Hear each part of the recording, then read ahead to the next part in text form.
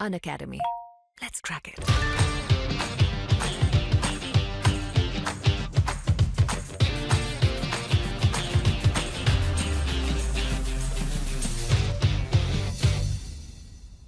चलिए अब हम पढ़ने वाले हैं मध्य प्रदेश के अंतर्गत राष्ट्रीय उद्यान एवं अभ्यारण्य के बारे में। इससे संबंधित हम बहुत सारा ओवरव्यू देखेंगे और उसके बाद हम जो है इससे बनने वाले कुछ क्वेश्चन जो कि आपके एग्जाम के लिए काफ़ी इंपॉर्टेंट साबित होंगे। वनडे एग्जाम जो कि एमपी से रिलेटेड सभी है उनमें आपको ये सारी चीज़ें काम आने वाली है।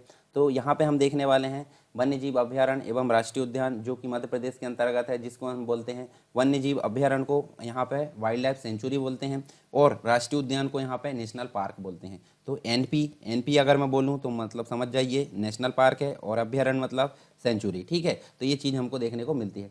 तो वन्य जीवों के संरक्षण के लिए अगर यहाँ पे देखें हम तो वन्य जीवों के संरक्षण के लिए राष्ट्रीय उद्यान एवं अभ्यारण्यों की स्थापना की शुरुआत की गई। किसके अंतर्गत? मध्य प्रदेश में। ठीक है, मध्य प्रदेश मतलब भारत में की गई, मध्य प्रदेश में भी यहाँ पे अप्लाई हुआ। तो वर्ष 1971 की बात करते हैं। वर्ष 1971 में मध्य प्रदेश में वनों में शिकार पर रोक लगा दी गई। प्रदेश के राष्ट्रीय उद्यान एवं अभ्यारण्यों के अंतर्गत कुल क्षेत्रफल की अगर बात करें तो 10.99 यहाँ पे 1000 वर्ग किलोमीटर देखने को मिला, जिसमें कि वन क्षेत्र हमको 9.12 हजार वर्ग किलोमीटर देखने को मिला। अब प्रदेश में वन्य प्राणियों एवं वन वास स्थलों की सुरक्षा एवं विकास को सुनिश्चित करने हेतु 7 नेशनल पार्क देखने मिलते हैं 25 के आसपास। हालांकि अभी वर्तमान में 24 है, परंतु 25 यहाँ पे जब प्रस्ताव वो हुए थे कंप्लीट तो 25 यहाँ पे अभ्यारण्य देखने को मिलते थे, यानी कि 7 नेशनल पार्क और 25 अभ्यारण्य।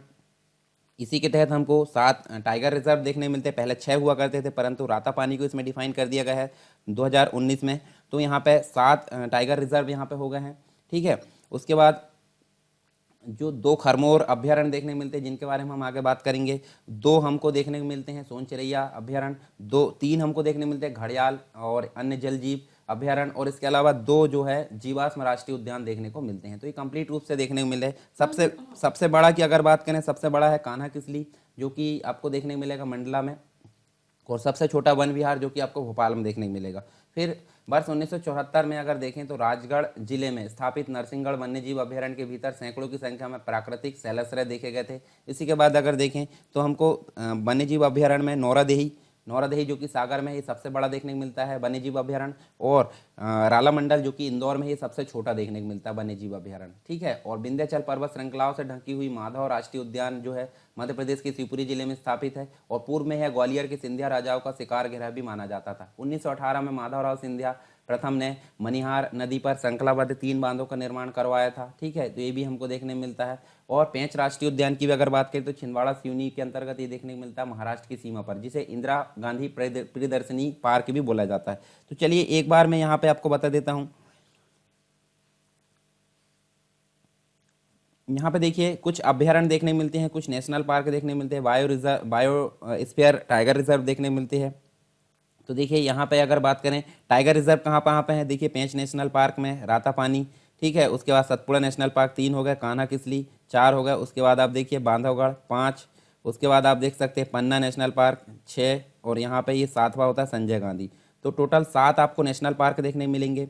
सॉरी, यहाँ पे टाइगर रिजर्व देखने को मिलेंगे। बायोस्फीयर रिजर्व देखिए यहाँ पे एक अचानक मार्ग जो छत्तीसगढ़ की सीमा बनाता है, एक होता है कौन सा पन्ना, और दूसरा है आपको देखने को मिलेगा पचमढ़ी। ठीक है, पचमढ़ी मतलब होशंगाबाद के अंतर्गत आपको ये पचमढ़ी बायो रिजर्व देखने को मिलेगा। तो 3 हो गए कौन कौन से टाइगर रिजर्व 7 हो गए। बायोस्फीयर रिजर्व आपको कितने देखने को मिलेंगे? बायोस्फीयर रिजर्व आपको 3 देखने को मिलेंगे। उसके बाद आप नेशनल पार्क की अगर बात करें तो नेशनल पार्क आपको देखिए ग्रीन कलर में जहाँ जहाँ है, जैसे कि ये आप ग्रीन कलर में देखें, ये देखिए यहाँ पे ये। ठीक है, तो नेशनल पार्क आपको लगभग जो है 7 देखने को मिलेंगे, और 25 आपको वन्यजीव अभ्यारण्य देखने को मिलेंगे। वन्यजीव अभ्यारण्य मतलब आप देख सकते हैं अलग अलग प्रकार से देखेंगे, जैसे कि कुछ है खरमोर पक्षी के लिए है, कुछ मतलब जो है यहाँ पे घड़ियालों के लिए है। तो ये अलग अलग प्रकार से देखने मिलेंगे। तो नौरादेही ये देखिए सबसे बड़ा और सबसे छोटा रालामंडल इंदौर में देखने मिलेगा। कान्हा किसली की अगर बात करें, कान्हा किसली मंडला में सबसे बड़ा देखने मिलेगा, और वन विहार आपको भोपाल में देखने को मिलेगा। तो ये सभी आप देख सकते हैं। गांधी सागर अभ्यारण्य है, सैलाना अभ्यारण्य है। तो ये सभी हम जो है विस्तार से यहाँ आगे एक एक करके बात करेंगे। तो चलिए आगे चलते हैं हम यहाँ पे वन्यजीव अभ्यारण्य। तो वन्यजीव अभ्यारण्य के अंतर्गत देखिए चंबल अभ्यारण्य आपको कहाँ देखने मिलेगा? चंबल अभ्यारण्य देखने मिलेगा आपको, ये देखिए ऊपर। ठीक है, ये वाला बोरी वन्यजीव अभयारण्य होशंगाबाद में देखने मिलेगा। तो होशंगाबाद की अगर बात करें तो ये देखिए आपको होशंगाबाद में देखने मिलेगा। घाटी गांव कहाँ देखने मिलेगा, ग्वालियर के अंतर्गत ये देखने मिलेगा, ये देखिए ठीक है। गांधी सागर अभ्यारण्य, तो गांधी सागर अभ्यारण्य आपको देखिए राजस्थान के पास में देखने को मिलेगा। नौरादही सागर में देखने मिलेगा। पचमढ़ी वन्यजीव अभ्यारण्य आपको कहाँ देखने मिलेगा, होशंगाबाद के अंतर्गत, ये देखिए यहाँ पे पचमढ़ी वन्यजीव अभ्यारण्य देखने मिलेगा। अब चंबल अभ्यारण्य की अगर बात करूँ तो ये जो है 435 वर्ग किलोमीटर के आसपास ये फैला हुआ है। 1978 में राष्ट्रीय अभ्यारण्य इसको घोषित किया गया था।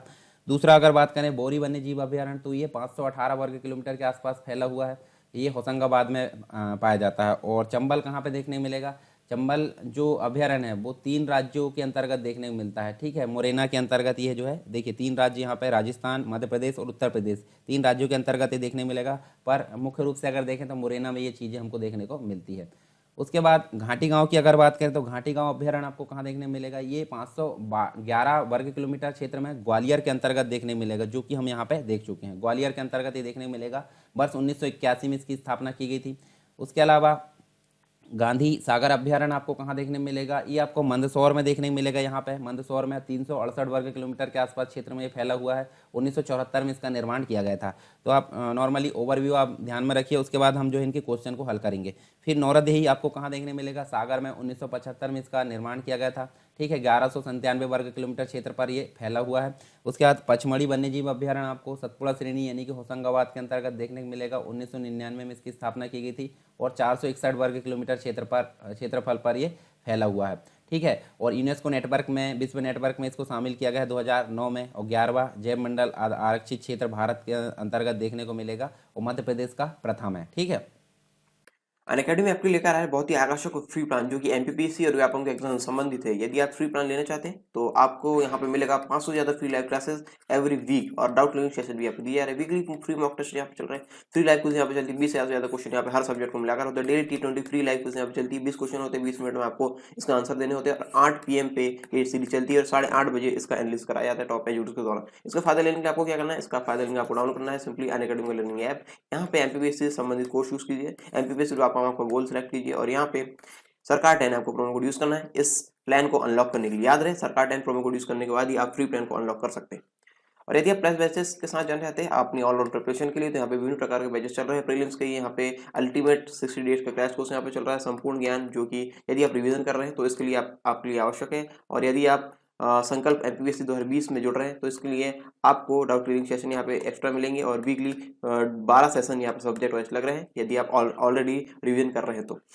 मेगा बैच स्टार्टिंग सून है यहाँ पे और एमपीपीएससी की तैयारी आप शुरू से करना चाहते हैं तो 10 महीने का फाउंडेशन बैच यहाँ पे शुरू हो रहा है। यहाँ पे टेस्ट सीरीज वगैरह भी चलेगी। स्वप्न पूर्ति बैच उन लोगों के लिए है जो यहाँ पे 2019 का प्रीलिम्स क्वालिफाई किए हैं और अपने सपनों को साकार करके एमपीपीएससी की जो मुख्य परीक्षा है उसमें उत्तीर्ण होना चाहते हैं। इसमें साथ ही साथ आपको उत्तर लेखन का अभ्यास कराया जाएगा। टॉप एजुकेटर्स के द्वारा आप इन टॉप एजुकेटर्स द्वारा आप पढ़ सकते हैं, आप देख सकते हैं। और इस सब्सक्रिप्शन प्राप्त करने के लिए आपको अनअकैडमी के लर्निंग ऐप में जाकर एमपीपीएससी और संबंधित गोल में प्लस कोर्स में जाना है और यहाँ पे गेट सब्सक्रिप्शन ऑप्शन में क्लिक करके आपको इस प्रकार की विंडो यहाँ पे दिखेगी और आप यहाँ पे अपने अनुसार यहाँ पे जो प्लान है वो ले सकते हैं। और याद रहे सरकार 10 प्रोमो कोड यूज करने पर आपको 10% का डिस्काउंट मिल जाएगा। और देर किस बात की, download Unacademy app now to let's crack MP and exams. इसके अलावा आप नेक्स्ट अगर बात करें तो नेक्स्ट हमको देखने मिले कुछ विशेष प्रकार के पशु पक्षियों से संबंधित संरक्षित क्षेत्र है, जैसे कि दूधराज राजकीय पक्षी है। उसके लिए यहाँ पे देखें हम तो यहाँ पे हमको देखने मिलता है, देखिए सेलाना अभ्यारण्य है जो कि रतलाम में है, सरदारपुर अभ्यारण्य जो कि धार में है, और उसके अलावा खरमोर पक्षी के लिए सरदारपुर अभ्यारण्य धार में है। तो ये आप देखिए यहाँ मैं मैप में बताऊँ आपको, सरदारपुर देखिए यहाँ पे आपको किसके लिए मिलेगा, खरमोर पक्षी के लिए मिलेगा। उसके बाद दूधराज के लिए सेलाना जो कि रतलाम में है, ठीक है। रतलाम में हमको देखने मिलेगा, रतलाम कहाँ पे है ये आपको देखने मिलेगा, देखिए किसके लिए है ये होता है दूधराज राजकीय पक्षी के लिए। और उसके बाद सरदारपुर कहाँ देखने को मिलेगा, सरदारपुर आपको ये देखने को मिलेगा कहाँ पे, धार में। तो धार में 2 चीज़ें देखने मिली, एक तो दूधराज के लिए भी और खरमोर पक्षी के लिए। फिर सोन चिड़िया के लिए मिलता है घाटी गाँव अभ्यारण्य जो कि ग्वालियर में देखने को मिलेगा। देखिए यहाँ पे करेरा पक्षी अभ्यारण्य आपको कहाँ देखने को मिलेगा, शिवपुरी में। उसके जस्ट नीचे आप देखिए एशियाई शेरों के लिए पालपुर कोनो अभ्यारण्य देखने को मिलेगा, ये शिवपुर में देखने को मिलेगी, ये आप देखिए यहाँ पे। तो ये लोकेशन ध्यान में रखिए इन चीज़ों की। लोकेशन काफ़ी इंपॉर्टेंट है क्योंकि लोकेशन से रिलेटेड भी यहाँ पे क्वेश्चन देखने को मिलते हैं। फिर मुख्य राष्ट्रीय उद्यान की अगर बात करें तो मुख्य राष्ट्रीय उद्यान जैसे बांधवगढ़ राष्ट्रीय उद्यान हमने देखे थे उमरिया के अंतर्गत, माधव राष्ट्रीय उद्यान हमने देखे थे शिवपुरी के अंतर्गत, सतपुड़ा राष्ट्रीय उद्यान ये आपको होशंगाबाद मतलब सॉरी ये जो है सतपुड़ा राष्ट्र हाँ होशंगाबाद के अंतर्गत ये देखने को मिलेगा। देखिए होशंगाबाद। पन्ना राष्ट्रीय उद्यान आपको पन्ना में देखने को मिलेगा। पेंच आपको सिवनी छिंदवाड़ा जो कि महाराष्ट्र से बॉर्डर टच करता है। संजय राष्ट्रीय उद्यान ये आपको कहाँ मिलेगा जो है संजय राष्ट्रीय उद्यान यहाँ आप देख सकते हैं। देखिए ये आप देखिए यहाँ पे देखने मिलेगा सीधी के अंतर्गत। उसके बाद आप देखिए जीवाश्म राष्ट्रीय उद्यान आपको देखने मिलेगा। जीवाश्म राष्ट्रीय उद्यान कहाँ देखने मिलेगा? डिंडोरी के अंतर्गत मंडला से किनारे में। वन विहार आपको भोपाल में, कान्हा किसली मंडला में। तो ये चीज़ हमको देखने को मिलती है। थोड़ी सी डिटेल जान लेते हैं इनके बारे में, यानी कि जो बांधवगढ़ राष्ट्रीय उद्यान है उसके बारे में थोड़ी सी जानकारी ताकि हमारे लिए काम हो आगे। तो इसकी स्थापना जो है 1968 में की गई थी उमरिया जिले में और 32 पहाड़ियों से घिरा हुआ है। ठीक है, और इसकी जो क्षेत्रफल है लगभग 448 वर्ग किलोमीटर क्षेत्रफल ये फैला हुआ है। इसको टाइगर रिजर्व में भी शामिल किया गया है 1993 में। ये आपको याद रखना 1993-94 में इसको टाइगर रिजर्व के रूप में भी शामिल किया गया है। ठीक है, इसके अलावा माधव राष्ट्रीय उद्यान की अगर बात करूं तो माधव राष्ट्रीय उद्यान जो है जो कि कहाँ पर देखने को मिलेगा? शिवपुरी में। और 1958 में इसको जो है स्थापित किया गया था। 354 वर्ग किलोमीटर पर ये फैला हुआ है और ये टाइगर रिजर्व में शामिल नहीं किया गया, याद रखना आपको। उसके बाद नेक्स्ट है सतपुड़ा राष्ट्रीय उद्यान। सतपुड़ा राष्ट्रीय उद्यान देखने को मिलेगा आपको 1981 में इसको जो है यहाँ पे बनाया गया यानी कि स्थापित किया गया और ये जो है 2133 वर्ग किलोमीटर पर क्षेत्रफल पर ये फैला हुआ है और इसको 1999 में टाइगर रिजर्व में शामिल किया गया। तो होगा एक ये और एक ये। ठीक है, 2 टाइगर रिजर्व हो गए, ध्यान रखिए। फिर उसके बाद देखिए हमको देखने मिलता है पन्ना राष्ट्रीय उद्यान। पन्ना राष्ट्रीय उद्यान की अगर बात करें तो ये जो है 1981 में इसकी स्थापना की गई थी। छतरपुर, पन्ना और छतरपुर जिले में, 2 जिलों में ये पाया जाता है। तो आगे क्वेश्चन भी हमको देखने को मिल सकता है इससे रिलेटेड। 543 वर्ग किलोमीटर क्षेत्रफल ये फैला हुआ है और 1994 में इसको टाइगर रिजर्व में शामिल किया गया। 3 हो गए। उसके बाद पेंच राष्ट्रीय उद्यान की अगर बात करें तो पेंच राष्ट्रीय उद्यान 1977 में यहाँ पे स्थापित किया गया था। ठीक है, और बाद में जो है इसको टाइगर रिजर्व घोषित किया गया 1983 में इसको टाइगर रिजर्व घोषित किया गया। ये 4 हो गए। ठीक है, इसके बाद 1992 और 93 में राष्ट्रीय उद्यान को जो है प्रोजेक्ट टाइगर, हाँ यहाँ पे देखिए यहाँ पे ये 1983 नहीं है, 1983 में इसको राष्ट्रीय उद्यान घोषित किया गया था। मतलब पहले अभ्यारण्य था, फिर 1983 में क्या किया गया? उद्यान बनाया गया और 1992 में याद रखिए 1992-93 में टाइगर रिजर्व घोषित किया गया पेंच राष्ट्रीय उद्यान को।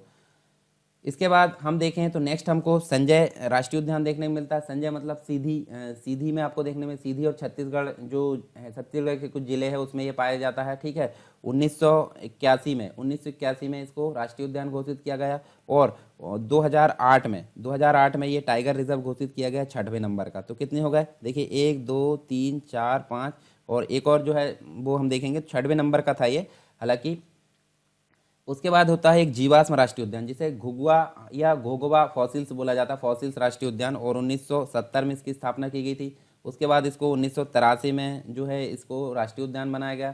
साथ ही हम देखें तो ये बहुत सारे यानी जीवाश्म से रिलेटेड ये चीज़ें हमको देखने को मिलती है। सबसे छोटा ये देखने को मिलता है। ठीक है, उसके बाद कान्हा की अगर बात करें, कान्हा के पहले हम वन विहार देख लेते हैं। तो वन विहार जो है, वन विहार को अगर बात करें आईएसओ एक स्टैंडर्ड होता है, उसमें 2001 में 2008 मतलब 2001 वाला जो है 2001, इसमें 2008 में पुरस्कार पाने वाला ये पहला राष्ट्रीय उद्यान है। कौन सा?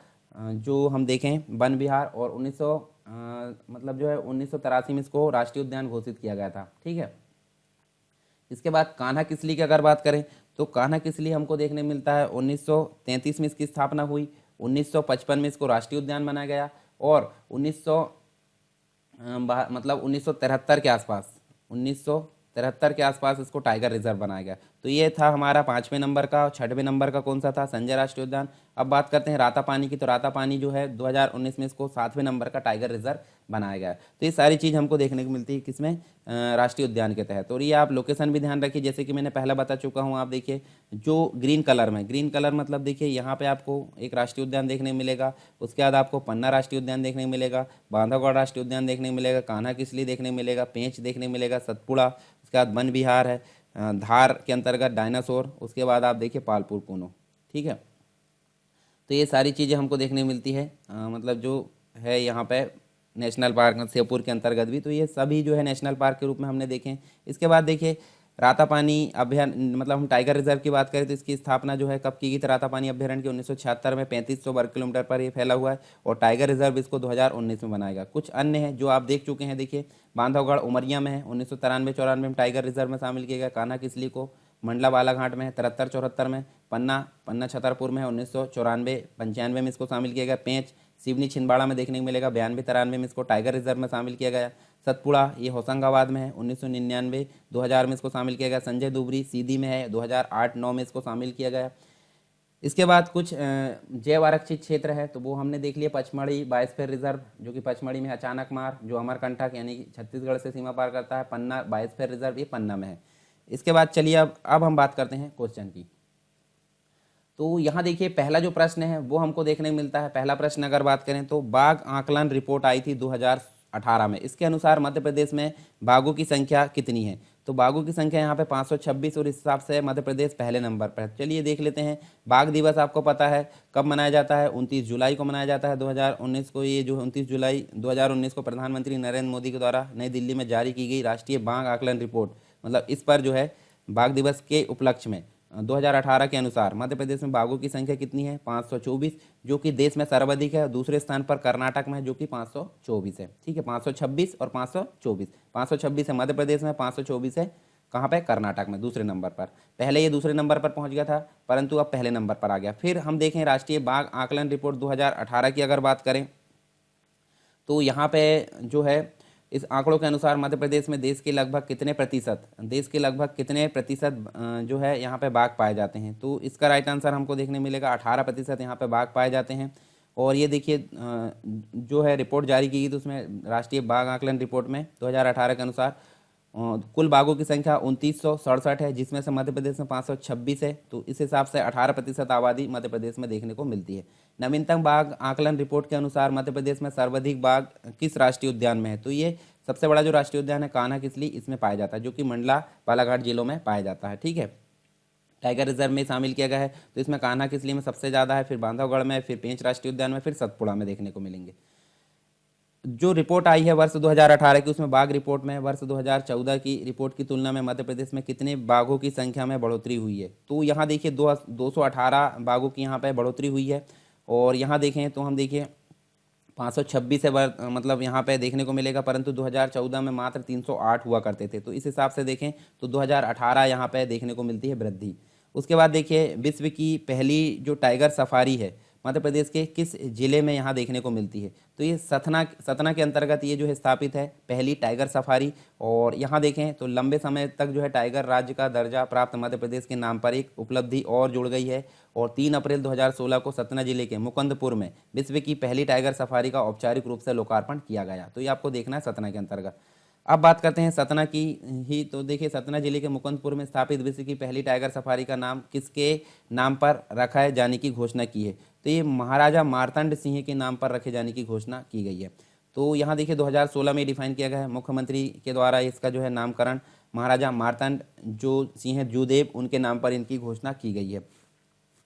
उसके बाद नेक्स्ट जो क्वेश्चन है हम देखें विश्व का पहला गो अभ्यारण्य मध्य प्रदेश में किस जिले में देखने को मिलता है? तो ये देखिए यहाँ पे इसका जो आंसर है आगरमालवा। अब आगरमालवा कहाँ पे है? आगरमालवा आपको शाजापुर, यहाँ पे शाजापुर से अलग होकर यहाँ आगरमालवा देखने मिलेगा। और यहाँ पे पहला गौ अभ्यारण्य देखने को मिलेगा किसका? मध्य प्रदेश का। ठीक है, मतलब ये मध्य प्रदेश नहीं विश्व का पहला है। तो मध्य प्रदेश में देखने मिलेगा गौ अभ्यारण्य और ये मिलेगा आगरमालवा में। ठीक है, तो यहाँ जो ये है 472 हेक्टेयर में फैला इस अभ्यारण्य में गौ उत्पादों का जो उत्पादन किया जाएगा और अन्य चीज़ें यहाँ पे शोध की जाएगी, सारी चीज़ें हमको देखने मिलेगी। ठीक है, कामधेनु गौ अभ्यारण्य स्थापित किया जाएगा। उसके बाद केंद्रीय पर्यावरण एवं जो वन मंत्रालय इसके द्वारा नए जो टाइगर रिजर्व है अभ्यारण्य स्थापित किए जाने की घोषणा मध्य प्रदेश में कौन से अभ्यारण्य यहाँ पे शामिल किया गया है? तो ये देखिए हमने देखे थे अभी 7 हो गए, तो 7 में पहला जो मतलब जो नया है वो देखने को मिलेगा रातापानी। अब देखिए यहाँ पे रातापानी टाइगर जो है शामिल है, इसमें 5 नए टाइगर अभ्यारण्य में जो मध्य प्रदेश में रातापानी है वो इसमें शामिल है। मध्य प्रदेश में कुल कितने राष्ट्रीय उद्यान हैं? तो यहाँ देखिए राष्ट्रीय उद्यान हमको ये तो कंफर्म नहीं, मतलब यहाँ देखिए 11 है, पहले 10 हुआ करते थे अभी 11 हो गए। ठीक है, तो ये चीज़ हमको देखने को मिलती है। इनमें हम देखें तो कान्हा देखने को मिलेगा। कान्हा किस लिए? बांधवगढ़, पन्ना, माधव, संजय, पेंच, सतपुड़ा, वन विहार, फॉसिल्स, डायनासोर, ये सभी हमको देखने मिलेंगे, टोटल 11। इसके अलावा मध्य प्रदेश का वह एकमात्र राष्ट्रीय उद्यान कौन सा है जहाँ पर ब्रेडरी प्रजाति के बारहसिंगा पाए जाते थे? इसका राइट आंसर कान्हा किसली है। ठीक है, और ये जो है काफ़ी इम्पॉर्टेंट है। और यहाँ शेर है, चीतल है, रीछ है। अच्छा, एक और चीज़ आपको, मध्य प्रदेश के जो अभ्यारण्य है और नेशनल पार्क जहाँ पर सबसे अधिक पाए जाने वाला जो पशु होता है वो होता है चीतल, तो ये आपको याद रखना है। इसके अलावा कान्हा किसली में आपको कृष्णगाय, हिरण और अन्य प्रकार के जो जानवर है वो देखने को मिलते हैं। और दुर्लभ प्रजाति का ब्रेडरी का जो बारहसिंगा वो भी यहाँ पे पाया जाता है। एकमात्र राष्ट्रीय उद्यान है ये प्रदेश का। फिर उसके बाद देखिए, निम्नलिखित में से किस जिले में काले हिरण यानी कृष्णमृग के आवास के लिए प्रदेश का पहला कंजर्वेशन रिजर्व स्थापित किया गया है? तो ये है शाजापुर के अंतर्गत। ठीक है, शाजापुर आपको ध्यान में रखना है इसका राइट आंसर। और ये जो है 25 हेक्टेयर में शुरू किया जाएगा और शाजापुर जिले में लगभग 1100 हिरण यहाँ पे देखने को मिलते हैं। कान्हा राष्ट्रीय उद्यान के संबंध में सही कथनों को यहाँ पे चुनना है। मतलब सही कथन मतलब जो इससे संबंधित यहाँ पे सही है। तो जैसे यह जो है 1933 में अभ्यारण्य यहाँ पे बनाया गया था, बिल्कुल राइट है। 52 में अभ्यारण्य तथा 55 में राष्ट्रीय उद्यान बनाया गया। ये देखिए अब जो है अभय, देखिए यहाँ पे अभय वन बनाए मतलब स्थापित इसको किया गया। फिर यहाँ पे 55 में तो आपको राष्ट्रीय उद्यान देखने को मिलेगा, तो ये भी आपका राइट आंसर है। फिर उसके बाद देखिए इसका क्षेत्रफल 940 वर्ग किलोमीटर है, तो ये गलत होगा। 1974 में टाइगर प्रोजेक्ट में इसको शामिल किया गया, मतलब 73-74 में, तो सही है, ये भी सही है। तो हमको देखने मिलेगा तीसरा छोड़ का है 1, 2 और 4 देखने को मिलेगा। तो 1, 2 और 4 कहाँ पे देखने मिलेगा? ये भी कैंसिल, ये भी कैंसिल, ये भी कैंसिल। द नंबर का हमारा राइट आंसर है। तो ये देखिए 1933 में अभय वन, 1952 में अभ्यारण्य, 1955 में राष्ट्रीय उद्यान और 74 में टाइगर रिजर्व में इसको शामिल किया गया है। तो ये देखिए यहाँ पे हम देखें तो तीसरा कथन यहाँ पे क्या है? गलत माना जाता है। पार्क इंटरप्रिटेशन योजना जो है कहाँ लागू की गई? तो यहाँ जो है ये कान्हा किसली सबसे बड़ा राष्ट्रीय उद्यान है, यहाँ पे इसको लागू किया गया पार्क इंटरप्रिटेशन जो योजना है। उसके बाद प्रदेश का प्रथम जीवाश्म राष्ट्रीय उद्यान कहाँ पर है? तो प्रदेश का प्रथम जीवाश्म ये डिंडोरी में, और जीवाश्म राष्ट्रीय उद्यान के नाम से जाना जाता है, घुघुआ राष्ट्रीय उद्यान के नाम से इसको जाना जाता है। ठीक है, तो आप देख भी सकते हैं यहाँ पे ये फॉसिल्स राष्ट्रीय उद्यान डिंडोरी के अंतर्गत देखने को मिलेगा प्रदेश में। उसके बाद हम देखें तो देखिए भारत के अंतर्गत 4 जीवाश्म राष्ट्रीय उद्यान है। तो यहाँ प्रदेश में डिंडोरी में है, जिसे 1968 में स्थापित किया गया था, और ये भूतल जीवाश्म रखे गए यहाँ पर। इसके अलावा टाइगर राज्य किसे घोषित किया गया है? टाइगर राज्य मध्य प्रदेश को घोषित किया गया है। ठीक है, और है भी घोषित करने की बात उसमें है नहीं। 526 टाइगर जो कि भारत में सबसे अधिक यहाँ देखने को मिलेंगे अन्य राज्यों की अपेक्षा। उसके अलावा हम देखें तो यहाँ देखिए सुमेलित करना यानी कि मिलाना है। तो मिलाना यानी कि देखिए आप देख सकते हैं यहाँ पे कान्हा राष्ट्रीय उद्यान कहाँ देखने को मिलेगा आपको? मंडला में। बांधवगढ़ आपको कहाँ देखने को मिलेगा? बांधवगढ़ उमरिया में देखने को मिलेगा। माधव राष्ट्रीय उद्यान शिवपुरी में, और इंद्रावती आपको बस्तर में देखने को मिलेगा। इस हिसाब से अगर आंसर देखें तो आ नंबर का हमारा ये जो है राइट आंसर यहाँ देखने को मिलता है। तो आप आ नंबर का राइट आंसर देख लीजिए, यहाँ पे ये वाला है, यहाँ पे इसका राइट आंसर है। ठीक है, उसके बाद मगर तथा घड़ियालों का संरक्षण कहाँ पे किया जा रहा है? तो ये देखिए चंबल व सोन नदी में किया जा रहा है। तो देखिए यहाँ पे है आपको देखने मिलेगा, और सोन नदी कहाँ पे देखने मिलेगी? सोन नदी आपको ये देखिए। ठीक है, तो एक यहाँ पे और एक यहाँ पे, तो कहाँ कहाँ आंसर आएगा? चंबल और सोन नदी, इसका राइट आंसर आएगा। मध्य प्रदेश का कौन सा क्षेत्र सफ़ेद शेरों के लिए प्रख्यात है? तो ये देखिए ब नंबर का इसका राइट आंसर होगा बघेलखंड। बघेलखंड मतलब ये वाला जो एरिया है ये सफ़ेद शेरों के लिए काफ़ी फेमस माना जाता है। ठीक है, जिसके अंतर्गत शहडोल, सीधी, उमरिया, डिंडोरी ये जिले आते हैं। और इसी पठार में उमरिया जिले में बांधवगढ़ राष्ट्रीय उद्यान है जो सफ़ेद शेरों के लिए काफ़ी प्रसिद्ध है। मालवा का पठार जो है कपास के लिए जाना जाता है। प्रोजेक्ट टाइगर के अंतर्गत कौन सा राष्ट्रीय उद्यान शामिल नहीं है? तो आप देखिए यहाँ पे जो शिवपुरी के अंतर्गत है, देखिए पहला पन्ना है ये भी शामिल है, पेंच ये भी शामिल है, और बांधवगढ़ ये भी शामिल है। परंतु माधव आपका शिवपुरी के अंतर्गत ये कहाँ है?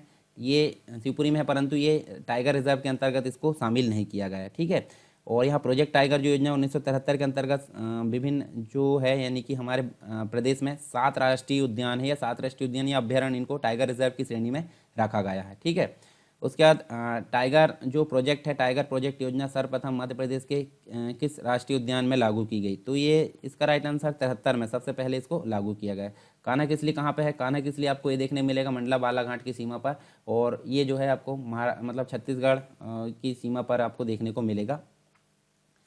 1973-74 में जो है इसको शामिल किया गया। फिर पेंच को 1980 में, बांधवगढ़ को 1993 में, पन्ना को 1994 में। ठीक है, उसी के अलावा अन्य जो है उनको भी यहाँ पे शामिल किया गया। टोटल 7 है अभी वर्तमान में देखने को मिलेंगे। प्रदेश का कौन सा राष्ट्रीय उद्यान 32 पहाड़ियों से घिरा हुआ है? तो ये बांधवगढ़ उमरिया के अंतर्गत देखने को मिलेगा। और बांधवगढ़ कहाँ पे है? ये देखिए आप देख सकते हैं, बांधवगढ़ राष्ट्रीय उद्यान उमरिया के अंतर्गत, ये 32 पहाड़ियों से घिरा हुआ, जो कि हमने पहले ही देख चुके थे शुरू में इंट्रो में। मध्य प्रदेश का यह उद्यान देश में सर्वाधिक शेरों का घनत्व वाला माना जाता है। तो ये क्या है?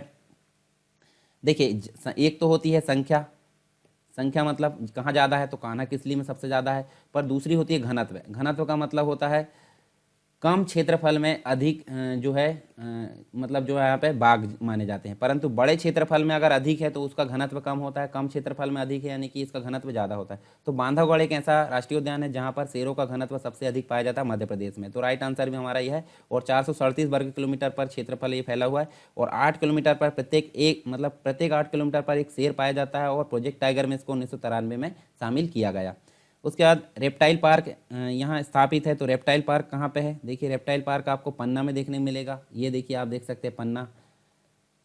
इसके अलावा देखें तो यहाँ पे देखिए राष्ट्रीय उद्यान तथा उनके स्थापना वर्ष को यहाँ पे हमको मिलान करना है। तो देखिए यहाँ पे अगर बात करें तो इसके अंतर्गत हम देख सकते हैं पन्ना राष्ट्रीय उद्यान की अगर बात करें तो पन्ना राष्ट्रीय उद्यान जो है 1981 में ये देखने को मिलता है। उसके बाद वन विहार की अगर बात करें तो वन विहार हमको कहाँ देखने को मिलता है? वन विहार हमको देखने को मिलता है ये 1979 में। उसके बाद अगर बात करें तो सतपुड़ा राष्ट्रीय उद्यान 1968 में देखने को मिलेगा, और माधव राष्ट्रीय उद्यान की अगर बात करें तो ये देखने को मिलेगा 1958 में। तो इस हिसाब से अगर देखें तो इसका राइट आंसर आ नंबर का आता है। ठीक है, ये वाला आप देख सकते हैं कंप्लीट रूप से, तो ये राइट आंसर इसका होगा। तो यहाँ देखिए सभी की स्थापना वर्ष दी गई है। कान्हा किसली 1955 में। ठीक है, उद्यान की बात की जा रही है क्योंकि अभयारण्य और अभयवन के रूप में तो उसको 1933 और 52 में स्थापित किया गया था। टाइगर रिजर्व में 1973-74 में। यहाँ माधव राष्ट्रीय उद्यान 1958 में। उसके बाद बांधवगढ़ है 1968 में। वन विहार है 1979 में। पन्ना है 1981 में। संजय उद्यान है 1981 में। सतपुड़ा 1983 में। पेंच राष्ट्रीय उद्यान 1983 में। फॉसिल्स है 1968 में। तो ये सभी आप देख सकते हैं यहाँ पर। इसके अलावा वर्ष 1919 में, ठीक है सॉरी वर्ष 2019 में पन्ना टाइगर रिजर्व पन्ना में बाघ जन्मोत्सव कब मनाया गया? तो ये देखिए इसका राइट आंसर 16 अप्रैल 2019 को इसको मनाया गया। तो ये इसका राइट आंसर है। ठीक है, तो क्यों मनाया गया ये भी चीज़ आपको ध्यान में रखना चाहिए। तो पन्ना छतरपुर जिले में फैले पन्ना टाइगर रिजर्व में बाघ पुनर्स्थापना योजना के तहत लाई गई एक बाघिन टीआई की पहली संतान 16 अप्रैल 2010 को हुई, और इसलिए पन्ना टाइगर रिजर्व में प्रत्येक वर्ष 16 अप्रैल को बाघ जन्मोत्सव मनाया जाता है। उसके बाद राज्य का एकमात्र जिला जिसमें सफ़ेद शेर पाए जाते हैं तो ये रीवा, जहाँ पर सफ़ेद शेर पाए जाते हैं। उसके बाद देखें मध्य प्रदेश जो है मध्य प्रदेश के किस राष्ट्रीय उद्यान में पहली मतलब जो पहाड़ी है उसकी चोटी पर जॉर्ज कैसल के भवन यहाँ देखने को मिलते हैं? तो ये हमको देखने को मिलता है, देखिए माधव जो कि शिवपुरी के अंतर्गत है, और जॉर्ज कैसल के भवन यहाँ पर देखने को मिलते हैं। उसके बाद मध्य प्रदेश का कौन सा अभ्यारण्य जंगली भैंसे के लिए राष्ट्रीय उद्यान जो है मतलब राष्ट्रीय उद्यान हेतु प्रस्तावित है? तो ये जो है पन्ना, यहाँ पे इसका राइट आंसर होगा। ठीक है, और यहाँ पे पन्ना स्थित गंगोह अभ्यारण्य को जंगली भैंसे के लिए राष्ट्रीय उद्यान के रूप में विकसित किए जाने के लिए प्रस्तावित किया गया है। मध्य प्रदेश के किस राष्ट्रीय उद्यान में कृष्ण मृगों की बहुतायात मतलब अधिक संख्या में देखने को मिलते हैं? तो ये जो है हमको पेंच के अंतर्गत देखने को मिलते हैं। पेंच राष्ट्रीय उद्यान कहाँ पे है? ये आपको पेंच राष्ट्रीय उद्यान छिंदवाड़ा सिवनी के अंतर्गत देखने मिलेगा, जो कि कृष्ण मृगों की संख्या यहाँ पे सर्वाधिक है, और ये जो है प्रोजेक्ट टाइगर में भी शामिल किया गया है। उसके बाद देखिए यहाँ पे आपको जो देखने को मिलेगा मध्य प्रदेश के किस राष्ट्रीय उद्यान का पुराना नाम डुबरी था? तो ये संजय जो कि सीधी के अंतर्गत पाया जाता है, इसका नाम था डुबरी पहले। उसके बाद मध्य प्रदेश में जंगली गलियारा योजना के तहत किन दो राष्ट्रीय उद्यान को जोड़ने का विचार किया जा रहा है? तो देखिए यहाँ पे इसका राइट आंसर है कौन सा? आ नंबर का। बांधवगढ़ और कान्हा को जोड़ने की बात की जा रही है यहाँ पे। तो ये दोनों जो है राष्ट्रीय उद्यानों को एक संकरी पट्टी द्वारा सर्वप्रथम जोड़े जाने का प्रस्ताव रखा गया है, और यह देश का पहला प्रयास होगा। मध्य प्रदेश की पहली वन नीति कब लागू की गई? तो देखिए यहाँ पे अभी वर्तमान में जो वन नीति चल रही है वो 2005 वाली, परंतु पहली लागू की गई थी 1952 वाली। ठीक है, तो ये आपको याद रखना है। वर्तमान की अगर बात करें तो 53 वर्षों के पश्चात यहाँ पे 2005 में इसकी घोषणा की गई है दूसरी वन नीति की। मध्य प्रदेश का पहला राष्ट्रीय उद्यान कौन सा है? तो ये देखिए हम देख सकते हैं पहला राष्ट्रीय उद्यान कान्हा किसली, और पहला जो टाइगर रिजर्व है वो भी कान्हा किसली है। ठीक है, 1955 में जिसको स्थापित किया गया था। फिर उसके बाद देखिए यहाँ पे निम्न में से किस राष्ट्रीय उद्यान का क्षेत्रफल सर्वाधिक है? तो राष्ट्रीय उद्यान की अगर बात की जा रही है तो यहाँ पे इसका राइट आंसर इसमें से, मतलब अगर बात करें यहाँ पे इन जो ऑप्शन दिए गए उसमें से, तो यहाँ पे सतपुड़ा राष्ट्रीय उद्यान सबसे सर्वाधिक क्षेत्रफल पर फैला हुआ है। तो देखिए अगर वहाँ कान्हा-किसली ऑप्शन देता तो यहाँ पे कान्हा-किसली आता 940 वर्ग किलोमीटर, लेकिन प्रश्न में जो है उस प्रकार का ऑप्शन नहीं दिया, इसलिए सतपुड़ा राष्ट्रीय उद्यान जो कि 525 वर्ग किलोमीटर पर क्षेत्रफल पर ये फैला हुआ है, तो ये ज़्यादा है। फिर 337 पर माधव है, और 293 मतलब बांधवगढ़ जो है कितने में है 437 में, और यहाँ पे 293 है पेंच। तो ये हमको देखने को मिलता है। मध्य प्रदेश शासन द्वारा वन्य जीव संरक्षण अधिनियम कब लागू किया गया है? तो ये 1973 में इसको लागू किया गया है। तो इसका राइट आंसर है। इसके बाद जो है यहाँ पे देखिए हमको देखने को मिलता है जो अधिनियम है, अधिनियम के लागू होने के बाद राज्य में बारहसिंगा, शेर व चीतलों की संख्या में वृद्धि हुई। बारहसिंगों की जो संख्या उसमें वृद्धि हो जाने के बाद मध्य प्रदेश शासन द्वारा 1 नवंबर 1981 को उसे राजकीय पशु घोषित किया गया। यह अधिनियम राष्ट्रीय स्तर पर 1972 में बना, और जबकि 1973 में इसको लागू किया गया। इसके बाद मध्य प्रदेश के कुल कितने राष्ट्रीय उद्यान जो है अभ्यारण्य प्रोजेक्ट टाइगर में शामिल है? तो टोटल मिलाकर 7 इसका राइट आंसर है। लेटेस्ट वाला रातापानी देखने को मिलता है। ठीक है, मध्य प्रदेश के किस राष्ट्रीय उद्यान में वन्य जीवों को गोद लेने की योजना प्रारंभ की गई है? तो ये जो है वन विहार जो कि भोपाल में है। ठीक है, इसके बाद देखिए यूनेस्को की ताज़ा वन्य जीव प्राणी संरक्षित सूची में मध्य प्रदेश का कौन सा स्थान सम्मिलित किया गया है? तो ये जो है हमने पढ़े थे पचमढ़ी, जो कि होशंगाबाद के अंतर्गत है। ठीक है, इसके बाद मध्य प्रदेश के किस राष्ट्रीय उद्यान को ISO जो है सर्टिफाई किया गया अवार्ड मिला है? तो ये वन विहार है, जो कि भोपाल के अंतर्गत है।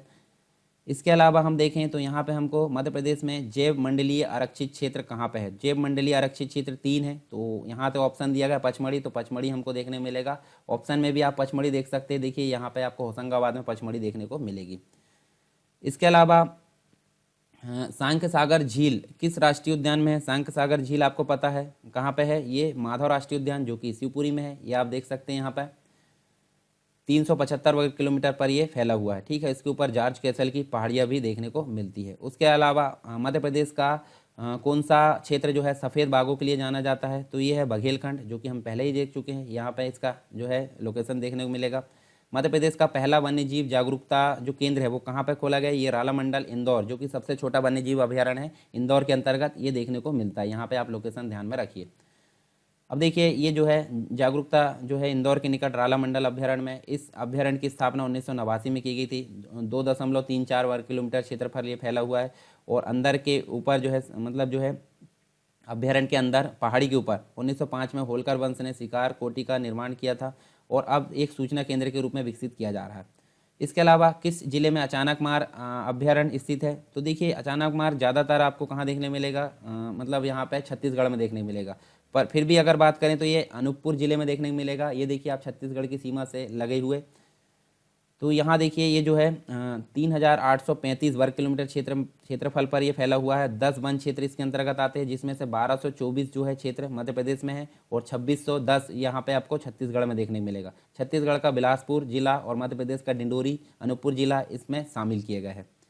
फिर चतुर्भुज नाथ मंदिर किस अभ्यारण्य में है? तो ये देखिए इसका राइट आंसर है गांधी सागर, और गांधी सागर कहाँ पे है? ये आपको देखने को मिलेगा मंदसौर में। यहाँ पे देखें तो ये जो है मंदसौर की उत्तरी सीमा पर स्थित है। नीमच और मंदसौर की इस अभ्यारण्य को 1974 में अधिसूचित किया गया था। 1983 में इसको भारत सरकार ने इसमें मतलब जो है इसमें और क्षेत्र सम्मिलित करके इसको 368 वर्ग किलोमीटर क्षेत्रफल पर यहाँ पे इसको अभ्यारण्य घोषित कर दिया गया है। ठीक है, तो ये चीज़ देखने को मिलती है। इसके बाद व्हाइट टाइगर क्षेत्र का दूसरा नाम क्या है? तो ये देखिए हम देखें तो बांधवगढ़ इसको माना जाता है, और यहाँ देखिए ये जो है बांधवगढ़ पार्क जो है उमरिया में देखने को मिलेगा, और ये बघेलखंड के पठार के अंतर्गत शहडोल, सीधी, उमरिया, डिंडोरी के अंतर्गत देखने को मिलेगा। बांधवगढ़ राष्ट्रीय उद्यान स्थित है यहाँ पर, सफ़ेद शेरों के लिए प्रसिद्ध है। उसके अलावा 437 वर्ग किलोमीटर क्षेत्रफल पर यह फैला हुआ, प्रत्येक 8 किलोमीटर पर एक शेर पाया जाता है। 1993 में इसको टाइगर रिजर्व में शामिल किया गया। इसके बाद कौन सा राष्ट्रीय उद्यान ग्वालियर के महाराजा का शाही आरक्षित क्षेत्र था? तो ये माधव राष्ट्रीय उद्यान जो कि शिवपुरी में है, ये आप देख सकते हैं, ये इसका राइट आंसर है। और 1958 में इसको जो है मतलब यहाँ पे स्थापना, इसकी उद्यान की स्थापना 1958 में की गई थी। साथ में खालिस्तान नदी गांधी सागर अभ्यारण्य के पश्चिम और पूर्व के अलग अलग भागों में बांटती है। तो यहाँ से आप देख सकते हैं इंदौर से यहाँ चंबल जो नदी है वो निकल कर ऐसी आती है। तो ये देखिए यहाँ पे कौन सा आ रहा है? गांधी सागर। तो चंबल नदी की अगर बात करें तो इसका राइट आंसर है। ठीक है, इस अभ्यारण्य की अगर बात करें तो 1974 में इसको अधिसूचित किया गया। 368 वर्ग किलोमीटर क्षेत्रफल पर ये फैला हुआ है। भारत में बाघों की मतलब बाघों की संख्या का सबसे बड़ा घनत्व कौन से अभ्यारण्य में, तो हमने देखे थे बांधवगढ़। और सबसे ज़्यादा कान्हा किसली में देखने को मिलेंगे संख्या के हिसाब से, पर घनत्व के हिसाब से देखें तो बांधवगढ़ जो कि उमरिया के अंतर्गत है, यहाँ पे हमको देखने को मिलेंगे। तो ये देखिए यहाँ पे दिया गया है, ये जो है 468 वर्ग किलोमीटर क्षेत्रफल पर ये फैला हुआ है। और ये सारी चीज़ हम देख चुके हैं पहले ही। अटल बिहारी वाजपेयी पार्क किस नाम से अधिक जाना जाता है, तो ये जो है हम देखें इंदौर रीजनल पार्क के नाम से इसको जाना जाता है। और ये देखिए यहाँ जो है इंदौर विकास प्राधिकरण द्वारा विकसित किए गए इस पार्क को 2003 में जनता के लिए खोल दिया गया। 80 एकड़ पर फैला हुआ है, 80 एकड़ क्षेत्रफल पर, ठीक है। और जो है 40 एकड़ पर सुंदर झील भी हमको देखने को मिलती है, और अन्य स्पॉट भी देखने को मिलता है 38 एकड़ पर, ठीक है। अन्य चीज़ें भी यहाँ देखें पार्क में भूल भुलैया, फाउंटेन आकर्षण और बहुत सारी चीज़ें, मालवा क्वीन मुख्य आकर्षण यहाँ पे देखने को मिलते हैं। मध्य प्रदेश में प्रोजेक्ट टाइगर WWW ने जो है कब शुरू किया, तो यहाँ देखिए इसका राइट आंसर 1973 में देखने को मिलता है। और 1973 में ये इसको शुरू किया गया। और भारत सरकार ने बाघों को संरक्षित करने के लिए प्रोजेक्ट टाइगर कार्यक्रम शुरू किया। कार्यक्रम जो है WWW यानी world wild end fund for nature, इसका फुल फॉर्म है। एवं भारतीय वन्य प्राणी बोर्ड 1970 में ये गठित किया गया। एक विशेष कार्यदल की संस्तुति प्रारंभ की गई 1973, 1 अप्रैल 1973 को ये जो है टाइगर प्रोजेक्ट प्रारंभ किया गया, जिसके तहत 9 वन क्षेत्रों में ये लागू किया गया। उनमें से मध्य प्रदेश का जो कान्हा राष्ट्रीय उद्यान वो पहला शामिल था, इसको पहली बार शामिल किया गया। और वर्तमान में मध्य प्रदेश में 7 टाइगर रिजर्व यहाँ देखने को मिलते हैं। फिर उसके बाद देखिए यहाँ पे वह अभ्यारण्य जो ग्रेट इंडियन बस्टर्ड के लिए यहाँ पे जाना जाता है, तो ये वाह है जो कि ग्वालियर के अंतर्गत देखने को मिलेगा, ठीक है, सोन चिरैया जिसे हम बोलते हैं। और देखिए इसके संरक्षण के लिए 2 अभ्यारण्य हैं, एक तो घाटी गांव ग्वालियर में, एक करेरा है शिवपुरी में, दोनों 2018 में जो है करेरा अभ्यारण्य का डीनेटिफिकेशन जो है कर दिया गया है, तो ये ज़्यादा हमारे लिए इंपॉर्टेंट नहीं है। तो उसके बाद देखें तो निम्नलिखित में से कौन सा राष्ट्रीय उद्यान मध्य प्रदेश से संबंधित नहीं है, तो बांधवगढ़ यहाँ पे देखने को मिलेगा, उमरिया में कान्हा राष्ट्रीय उद्यान, मंडला बालाघाट में, माधव राष्ट्रीय उद्यान शिवपुरी में। परंतु जिम कार्बेट आपको यहाँ देखने को मिलेगा। जिम कार्बेट कहाँ देखने को मिलेगा, उत्तराखंड में ये देखने को मिलेगा, ठीक है। उसके बाद देखिए शिवपुरी जिले में कौन सा अभ्यारण्य महान भारतीय सारंग सोहन चिड़ैया के लिए प्रसिद्ध है, तो ये करेरा अभ्यारण्य यहाँ पे इसका जो है राइट आंसर है। और करेरा अभ्यारण्य कहाँ पे है, ये देखिए यहाँ पे आपको देखने को मिलेगा। उसके बाद आप जो है करेरा अभ्यारण्य की यात्रा करना चाहते हैं, मतलब इसकी यात्रा करना चाहते हैं, तो आप सबसे नज़दीक हवाई अड्डा कौन सा होगा। सबसे नज़दीक हवाई अड्डा आपको कहाँ देखने मिलेगा, देखिए भोपाल आपका दूर है, जबलपुर भी दूर है, इंदौर भी दूर है, तो ग्वालियर आपका राइट आंसर होगा यहाँ पे, ठीक है। तो ये आप लोकेशन भी ध्यान में रखिए, लोकेशन ध्यान में रखकर आप क्या कर सकते हैं, किसी भी क्वेश्चन को आसानी से यहाँ पे हैंडल कर सकते हैं। अब यहाँ एक और क्वेश्चन है, अगर आप खजुराहो जाना चाहते हैं तो कहाँ जाना पसंद करेंगे। खजुराहो आप देखिए सबसे पहले कहाँ पे देखने मिलेगा, खजुराहो छतरपुर में देखने मिलेगा यहाँ पे। तो देखिए यहाँ पे मांडू होसंग साहा ये गलत है, भोजपुर गलत है। उसके बाद आप देखिए यहाँ पे सांची की स्तूप ये भी गलत है। केन घड़ियाल अभ्यारण्य, तो यहाँ देखिए केन अभ्यारण्य आप जाओगे तो छतरपुर आप आसानी से पहुँच सकते हैं, तो ब नंबर का हमारा राइट आंसर है। फिर फेन अभ्यारण्य जो है कहाँ पे है, तो फेन अभ्यारण्य आपको मंडला जो कि मध्य प्रदेश यानी कि जहाँ कान्हा किसली वहीं पे आपको फेन अभ्यारण्य भी देखने को मिलेगा। उसके बाद नदी जो केन है खालिस्तान से गुजरती है, तो केन नदी कहाँ पे है ये आपको ध्यान में रखना होगा, केन नदी ये है, ठीक है। और यहाँ देखिए पन्ना राष्ट्रीय उद्यान, और उसके बाद आप देख सकते हैं यहाँ पे देखिए गांधी सागर राष्ट्रीय उद्यान और बगदारा अभ्यारण्य और पचमढ़ी। तो यहाँ सबसे पास में कौन सा है, देखिए केन नदी इसके आसपास से गुजरेगी ना पन्ना से, तो पन्ना से जब गुजरेगी तो इसका राइट आंसर भी क्या होगा, राइट आंसर हमारा होगा यहाँ पे पन्ना, ठीक है। पन्ना राष्ट्रीय उद्यान से केन नदी गुजरती है। उसके बाद हम देखें तो यहाँ पे जवाहर सागर बांध जो है स्थित है। जवाहर सागर आपको कहाँ देखने मिलेगा, राजस्थान में, और राजस्थान में यहाँ कहीं देखने मिलेगा, तो इसका जो है यहाँ पे देखने मिलेगा चंबल अभ्यारण्य। चंबल अभ्यारण्य के पास में जवाहर सागर बांध जो है स्थित है, जवाहर सागर बांध के निकट चंबल अभ्यारण्य स्थित है, ठीक है। उसके बाद कान्हा के जो शुभंकर है भूरसिंह द बारहसिंघा, इसके साथ आए व्यंग्य चित्रकार का नाम क्या है। व्यंग्य चित्रकार का नाम रोहन चक्रवर्ती है। और इसके बारे में अगर देखें तो ये जो है कान्हा बाग मतलब यहाँ पे मार्च 2017 के दौरान देश का पहला बाग उद्यान बना है, जिसने अपना स्वयं का शुभंकर मैस्कट जिसे बोलते हैं जारी किया। और इस शुभंकर का नाम भूरसिंह बारहसिंघा।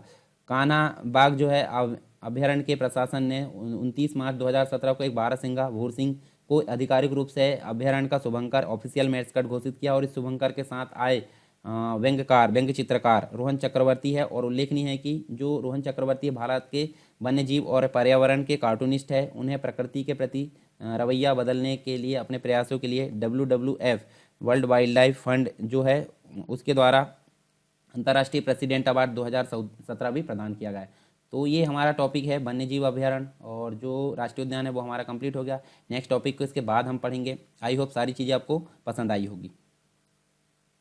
अनअकैडमी आपके लेकर आया है बहुत ही आकर्षक और फ्री प्लान जो कि एमपीपीएससी और व्यापम के एग्जाम से संबंधित है। यदि आप फ्री प्लान लेना चाहते हैं तो आपको यहाँ पे मिलेगा 500 से ज्यादा free live classes every week, और डाउट क्लियरिंग सेशन भी आपको दिया जा रहा है। वीकली फ्री मॉक टेस्ट यहाँ पे चल रहे हैं, फ्री लाइव क्विज यहाँ पे चलती है, 20 से ज्यादा क्वेश्चन यहाँ पे हर सब्जेक्ट को मिलाकर होता है। Daily T20 free live quiz यहाँ पे चलती है, 20 क्वेश्चन होते हैं, 20 मिनट में आपको इसका आंसर देने होते हैं, और 8 PM पे ये सीरीज चलती है, और 8:30 बजे इसका एनालिसिस कराया जाता है टॉप एजुकेटर्स के द्वारा। इसका फायदा लेने के लिए आपको क्या करना है, इसका फायदा लेने आपको डाउनलोड करना है सिंपली अनअकैडमी का लर्निंग ऐप। यहाँ पे एमपीपीएससी से संबंधित कोर्स यूज कीजिए, एमपीपीएससी आपका गोल सेलेक्ट कीजिए, और यहाँ पे सरकार 10 आपको प्रोमो कोड यूज करना है इस प्लान को अनलॉक करने के लिए। याद रहे सरकार 10 प्रोमो कोड यूज करने के बाद ही आप फ्री प्लान को अनलॉक कर सकते हैं। और यदि आप प्लस बैचेस के साथ जाना चाहते हैं अपनी ऑलराउंड प्रिपरेशन के लिए, तो यहाँ पे विभिन्न प्रकार के बैचेस चल रहे हैं। प्रीलिम्स के यहाँ पे अल्टीमेट 60 डेज का क्रैश कोर्स यहाँ पे चल रहा है, संपूर्ण ज्ञान, जो कि यदि आप रिवीजन कर रहे हैं तो इसके लिए आपके लिए आवश्यक है। और यदि आप संकल्प एमपीपीएससी 2020 में जुड़ रहे हैं तो इसके लिए आपको डाउट क्लियरिंग सेशन यहाँ पे एक्स्ट्रा मिलेंगे, और वीकली 12 सेशन यहाँ पे सब्जेक्ट वाइज लग रहे हैं यदि आप ऑलरेडी रिवीजन कर रहे हैं तो। मेगा बैच स्टार्टिंग सून है यहाँ पे, और एमपीपीएससी की तैयारी आप शुरू से करना चाहते हैं तो 10 महीने का फाउंडेशन बैच यहाँ पे शुरू हो रहा है। यहाँ पे टेस्ट सीरीज वगैरह भी चलेगी। स्वप्न पूर्ति बैच उन लोगों के लिए है जो यहाँ पे 2019 का प्रीलिम्स क्वालिफाई किए हैं और अपने सपनों को साकार करके एमपीपीएससी की जो मुख्य परीक्षा है उसमें उत्तीर्ण होना चाहते हैं। इसमें साथ ही साथ आपको उत्तर लेखन का अभ्यास भी कराया जाएगा टॉप एजुकेटर्स के द्वारा। आप इन टॉप एजुकेटर्स द्वारा आप पढ़ सकते हैं, आप देख सकते हैं। और इस सब्सक्रिप्शन को प्राप्त करने के लिए आपको अनअकैडमी के लर्निंग ऐप में जाकर एमपीपीएससी और अपना संबंधित गोल में प्लस कोर्स में जाना है, और यहाँ पे गेट सब्सक्रिप्शन ऑप्शन में क्लिक करके आपको इस प्रकार की विंडो यहाँ पे दिखेगी, और आप यहाँ पे अपने अनुसार यहाँ पे जो प्लान है वो ले सकते हैं। और याद रहे सरकार 10 प्रोमो कोड यूज करने पर आपको 10% का डिस्काउंट मिल जाएगा। और देर किस बात की, download Unacademy app now to let's crack MP and weapon exams.